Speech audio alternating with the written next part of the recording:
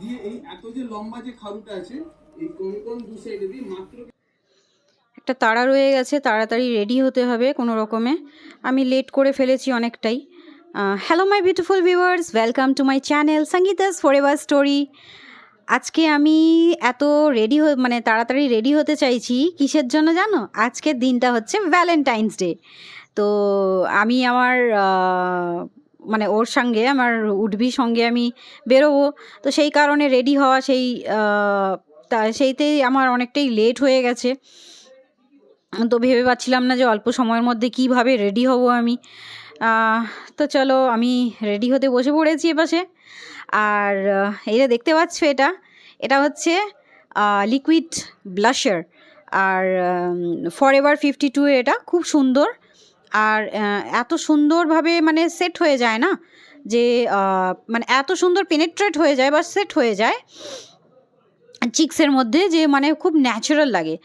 আর এটা লাগানোর আগে আমি একটু ময়েশ্চারাইজার লাগিয়ে নিয়েছিলাম, আর তার উপরে এই যে লাগিয়ে নিচ্ছি এখন কালার বারের প্রাইমার, জেল প্রাইমার এটা লাগাচ্ছি। আর এটা লাগানোর পরে আমি মানে এটা লাগানোর পরে মুখটা খুব স্মুথ একটা ফিনিশিং দিয়ে দেয়, একদম মানে মানে ফ্ললেস একটা ফিনিশিং দিয়ে দেয় ফেসটা। দেখতেই পাচ্ছ কীরকম। তো তোমরাও ট্রাই করতে পারো এটা, কালার বারের খুব সুন্দর এটা জেল প্রাইমার। তো এই যে আমি অনেকটাই রেডি হয়ে গেছি, তো দেখতেই পাচ্ছ। তো ফুলি রেডি হয়ে তারপরে যে লিপস্টিকটা লাগাচ্ছি। তো লিপস্টিক আমার বরাবরই রেড লিপস্টিক পরতে খুব ভালো লাগে, রেড পরলেই একেবারে রেড হট লাগি। তো তারপরে আমি রেডি হয়ে গেলাম, রেডি হয়ে টয়ে নিয়ে আর তারপরে এবারে যাওয়ার জন্য একটু কেমন কেমন করছে, কারণ ওর জন্য কিছু গিফট কেনা হয়নি সেরকমভাবে। আর চুলটা আঁচড়াতে ভুলে গেছিলাম তাড়াহুড়োতে, তো চুলটা ভালো করে একটু কম করে নিলাম। আর দেখতেই পাচ্ছ চুলটা একটু বড় চুল বলে খুব ম্যানেজ করতে খুব অসুবিধে হয়, সেই কারণে আমি এইভাবে বাইরে বেরোলে কিন্তু ফোল্ড করে বেরোই এইভাবে। এইটা হচ্ছে বরাবর আমি একটা স্টাইল দিয়ে বেরোই, মানে সাউথ ইন্ডিয়ানদেরকে দেখেছো না, যেমন আর্ধেকটা একটু খোপা টাইপের বান টাইপের করে, আর্ধেকটা ঝুলে, জাস্ট এরকম টাইপেরই মাঝে মধ্যেই, মানে ম্যাক্সিমাম টাইম আমি এরকমই টাইপের করে নিই। বাঁদিক ব্যাক ক্লিপ দিই, আর্ধেকটা বান, একটা ছোট্ট বান টাইপের বানিয়ে নিই, তারপরে বাকিটা এরকম এই দেখো দেখতেই পাচ্ছ এইভাবে ঝুলিয়ে নিই, আর একটা নিচ থেকে একটা ক্লাচার মেরে দিই। তো চলো রেডি হয়েই গেলাম, এবারে হচ্ছে গিয়ে বেরোতে হবে। তো ঠান্ডা তো সেরকম নেই, তো তবুও জ্যাকেট পরেই বেরোতে হবে, কারণ অলরেডি ঠান্ডা প্রচুর লেগে আছে, প্রচণ্ডভাবে কাশি হচ্ছে, অ্যান্টিবায়োটিক চলছে। তো আমাকে কেমন লাগছে তোমরা অবশ্যই কমেন্ট করে জানিও। দেখতেই পাচ্ছ আমি ফুললি রেডি, তো চলে এসেছি।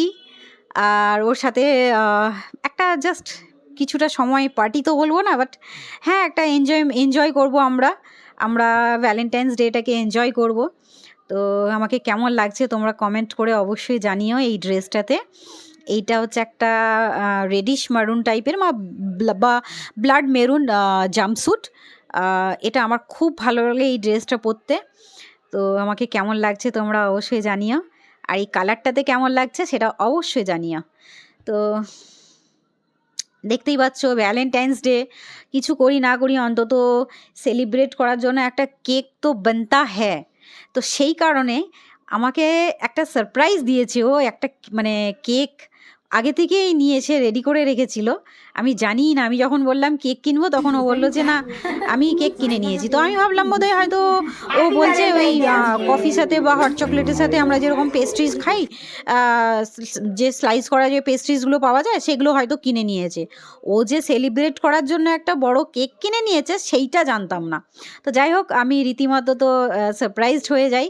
আর এটা একটা ম্যাঙ্গো কেক ছিল, আর আমার ম্যাঙ্গো তো খুব ভালো লাগে, আর ম্যাঙ্গো ফ্লেভারের কেক বা এসব জিনিসও আমার খুবই ভালো লাগে, খুব প্রিয় আমার।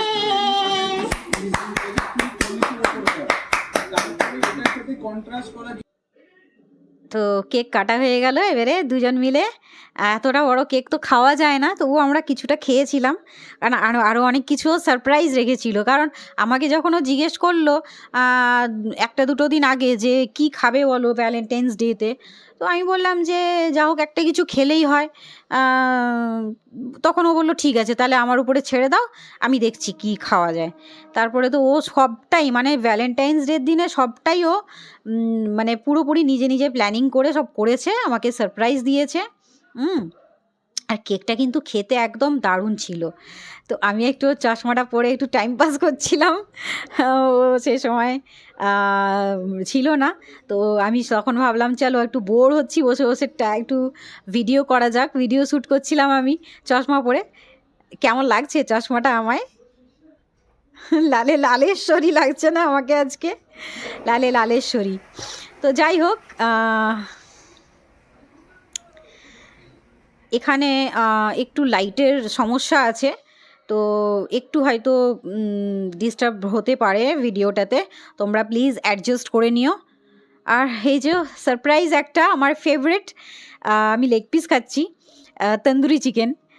চিকেন তন্দুরি নিয়ে চলে এসেছিলো, আর ওটাকে মানে রাইস কুকারের মধ্যে রেখে একদম অভিনব একটা মানে মানে পদ্ধতি আর কি। রাইস কুকারের মধ্যে একদম মানে গরম, একদম হেভি গরম থাকবে ওতে। তো গরমা গরম এখন এই যে চিকেন তন্দুরি এনেছিল, আর চিকেন এটা কি ছিল বেশ, আই ফরগট, হ্যাঁ চিকেন হরিয়ালি কাবাব ছিল। তো দুটোই কিন্তু একদম অসম, জাস্ট মাউথ ওয়াটারিং একদম ছিল। তো খুব সুন্দর খেতে। চিকেন তন্দুরি লেগ পিসটা আমি খুব ভালো খাই, আমার খাওয়া হয়ে গেল। আর তারপরে এই সব খাবার পরেই আবার ও রেখেছিল, যেহেতু গরমটা অনেক মানে শীতটা অনেকটাই চলে গেছে, তো শীতের শেষের বেলায় আর এরকম একটু গরম গরমও পড়ে গেছে বলে ও আর মানে কফি সবসময় খাওয়া হচ্ছে, ওই জন্য কফিটা করলো না, ও হট চকলেট বানিয়েছিল। তো হট চকলেটের সাথে সুইস রোল, তো দারুণ লাগছিল খেতে। তো আমাদের এইভাবেই আমরা মজা করি। তো অবশেষে আমরা মজা টজা করে যে যার মানে ঘরে ফিরে আসা। তো ঘরে ফিরে এসে যেহেতু ভ্যালেন্টাইন্স ডে, আমার বাবা তো আর নেই এই পৃথিবীতে, তো আমার বাবাকেও একটা আমি ফুল দিয়েছি ভ্যালেন্টাইন্স ডে উপলক্ষে। হ্যাঁ, বাবা যখন বেঁচে ছিল তখনও আগের বছরও বাবাকে দিয়েছিলাম, বাবা তো খুব খুশি হয়েছিল। তো আশা করছি বাবাকে এই বছর দিলেও বাবা খুব খুশি হয়েছে আর নিয়েওছে বাবা সেটা। বাবা যেখানেই আছে খুব ভালো থাকুক বাবা, এটাই প্রার্থনা ঈশ্বরের কাছে। আর বাবা আশীর্বাদ করুক, সর্বদা আমার সাথে থাকুক। তো বাবাকে খুব ভালোবাসি। এদিকে মাকেও একটা রোজ দেবো বলে নিয়ে এসেছি, আমার মাকেও আমি খুব ভালোবাসি। তো ভ্যালেন্টাইন্স ডে মানে আমার ভালোবাসার মানুষগুলোকে তো আমি ভালোবাসবই, সেদিন কিছু না হোক অন্তত একটা রোজ তো দিতেই পারি। তো মাকেও একটা রোজ দিয়েছি, মা তো খুব খুশি হয়েছে। মাকে প্রথমেই দিয়ে দিয়েছিলাম, এটা তো জাস্ট ভিডিও করার জন্য আমি আবার রোজটা মায়ের হাতে ধরালাম। আদারওয়াইজ আমি যখন বাড়ি থেকে বেরোই সন্ধ্যাবেলায় আমার উর্বির সাথে, তখনই আমি মায়ের হাতে রোজটা দিয়ে দিয়েছি, আর বাবাকেও তখন দিয়েছি। তো যাই হোক, ঘরে তো ফিরে আসা হয়ে গেছে, কিন্তু একটু মানে কেমন কেমন লাগছিল, কারণ আমি ওকে কিছু গিফট দিতে পারলাম না।